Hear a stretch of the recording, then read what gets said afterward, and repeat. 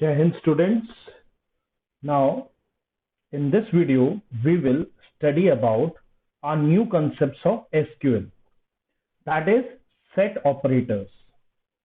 वो ऑपरेटर्स जो सेट पर काम करते हैं, सेट ऑफ रिजल्ट पर काम करते हैं, उनको हम कहते हैं सेट ऑपरेटर्स। जैसे आप देख रहे होंगे सामने, set operators in MySQL we are having तीन सेट ऑपरेटर्स है, union, intersect and minus.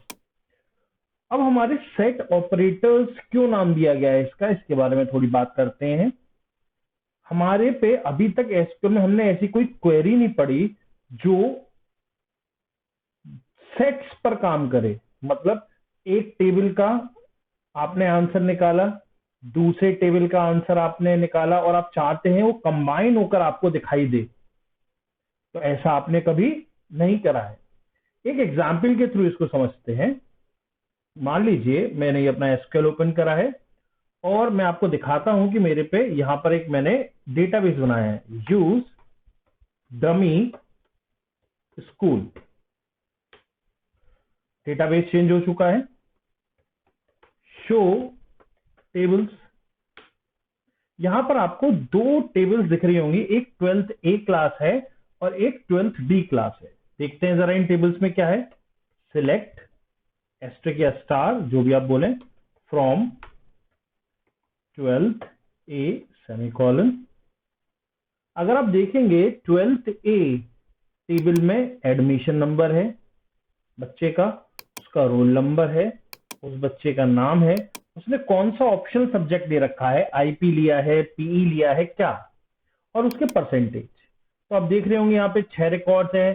Primary की एडमिशन नंबर बनाई है मैंने यहाँ पर, ये देखिएगा एडमिशन नंबर सबके अलग हैं, रोल नंबर सबके अलग हैं, किसी पे आईपी है, किसी पे पीई है। मैंने अपने पहचानने के लिए 12th के टेबल में जितने भी बच्चे लिए उनका नाम आर से चालू करा है।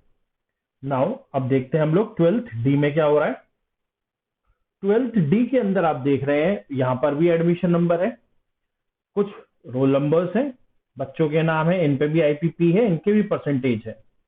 यहाँ पे आपका प्राइमरी की जो है एडमिशन नंबर का कॉलम का नाम है एडीएनओ। उधर जो आप देखेंगे टेबल में रोल नंबर आरएनओ था, यहाँ पे रोल हो गया है। यहाँ पर 12th में एस नेम था, यहाँ पे नेम नाम से है, यहाँ पर ऑप्शनल था, यहाँ पे ओपीटी नाम से है, यहाँ पे परसेंट था, यहाँ पे पर नाम से है। देखा जाए तो बस कॉलम्स का नाम चेंज कर दिया गया है और मतलब उनका जो वर्किंग है वो सेम है। तो यहाँ पे आप देखेंगे ये प्राइमरी की है, अलग अलग डेटा है, रोल नंबर अलग अलग है, और अपने पहचानने के लिए 12 डी के बच्चों का नाम एस से चालू है। अब मैं आपसे पूछता हूं कि मेरे को 12th ए और 12th डी के सारे बच्चों के नाम चाहिए, तो क्या क्वेरी होगी उसके लिए। क्योंकि दो अलग अलग टेबल है, आप चाहो तो टेबल को ज्वाइन कर लो, है ना। अगर आप टेबल को ज्वाइन करोगे तो ज्वाइनिंग से भी काम होगा। हम ये भी तो कर सकते हैं ज्वाइनिंग के अलावा, एक कंसेप्ट पे मैं आज आपको बात करना चाह रहा हूं कि हम एक क्वेरी इस टेबल में चलाएं जो नाम निकाल के ले आए, एक क्वेरी इस टेबल में चलाए जो नाम निकाल के ले आए, और दोनों के नाम को कंबाइन करके मैं आपको आंसर दे दूं। एक अप्रोच आप पे है ज्वाइनिंग के थ्रू, आप टेबल को ज्वाइन करो, क्वेरी चलाओ और आंसर ले आओ। एक अप्रोच ये भी, एक सिंपल क्वेरी इस टेबल के लिए चलाइए, एक सिंपल क्वेरी इसके लिए चलाइए और दोनों के आंसर को कंबाइन करके दिखा दीजिए। तो ये कहलाता है सेट ऑपरेशन। मतलब एक सेट आंसर का यहां से आया, एक सेट यहां से आया और आपने उसको उसके ऊपर वर्क करके उसे एक करके दिखा दिया। तो चलिए अब अपनी थ्योरी पर चलते हैं। तो यहां पर सबसे पहले सेट ऑपरेशन में हम पढ़ेंगे union. It is used to combine the result obtained by two or more queries working on two or more tables। कहने का मतलब है हम इसकी मदद से, यूनियन की मदद से, दो या दो से ज्यादा टेबल्स पर जो क्वेरी चल रही है उनके आंसर्स को कंबाइन कर सकते हैं।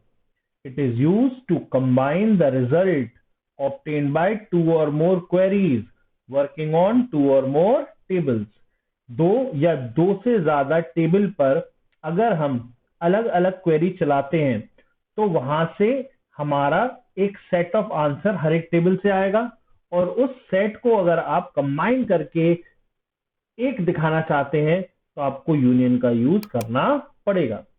मेरे को ये ज्यादा डेफिनेशन सेकंड वाली अच्छी लगती है।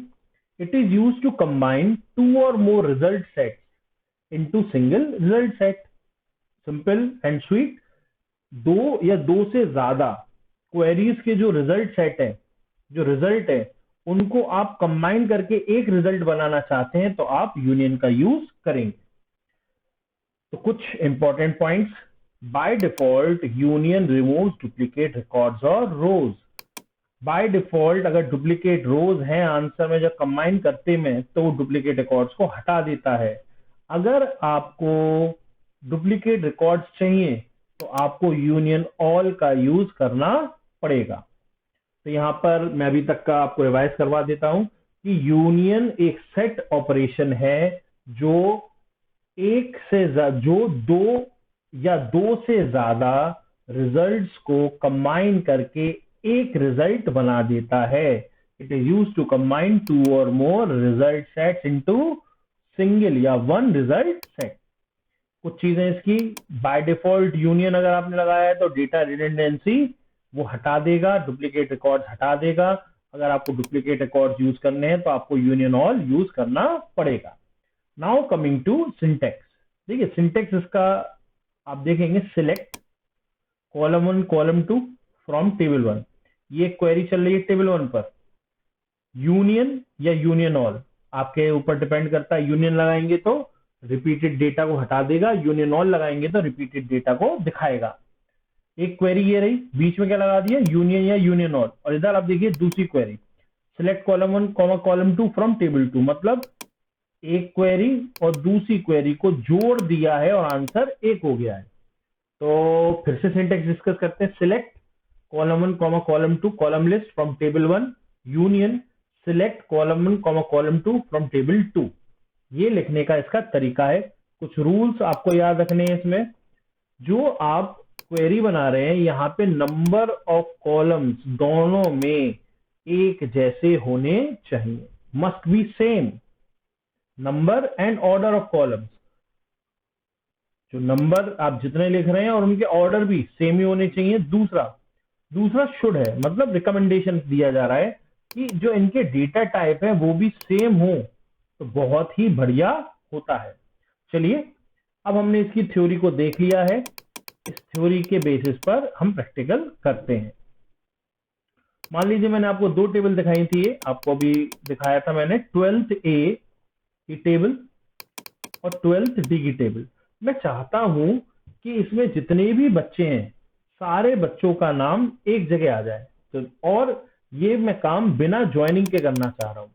ठीक है, तो मैं क्या लिखूंगा, क्वेरी पहली, सिलेक्ट, पहली टेबल में नाम था एस नेम